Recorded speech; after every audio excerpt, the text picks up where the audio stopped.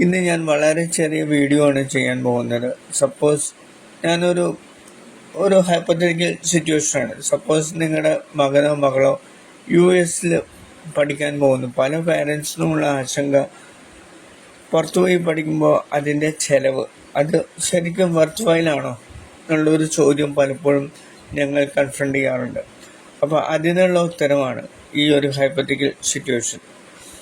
Suppose മകനോ മകളോ US പഠിക്കാൻ പോകുമ്പോൾ ഇതിൽ ഡീറ്റെയിൽഡ് ആയിട്ട് കൊടുത്തിട്ടുണ്ട് മൊത്തം ചെലവ്, tuition fees, living expense, travel cost and miscellaneous cost. അത് $2,55,000 വരും.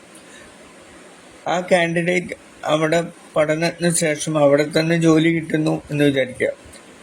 Annual salary $60,000. ഓരോ കൊല്ലം 5% വെച്ച് ഗ്രോത്ത് കാൽക്കുലേറ്റ് ചെയ്യുമ്പോൾ ഓവർ ദി ഇയേഴ്സ് 20 ഇയേഴ്സിനുള്ളിൽ $2,83,155 സാലറി ഇനത്തിൽ കിട്ടുന്നു. 20 കൊല്ലം കൊണ്ട് 2,83,155.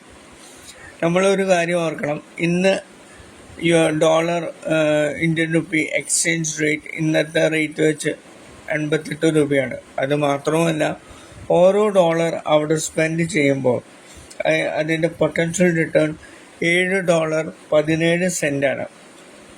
അപ്പം ഇതാണ് എനിക്ക് നിങ്ങളോട് പറയാനുള്ളത്. Just go through this and let me know if you have more doubts.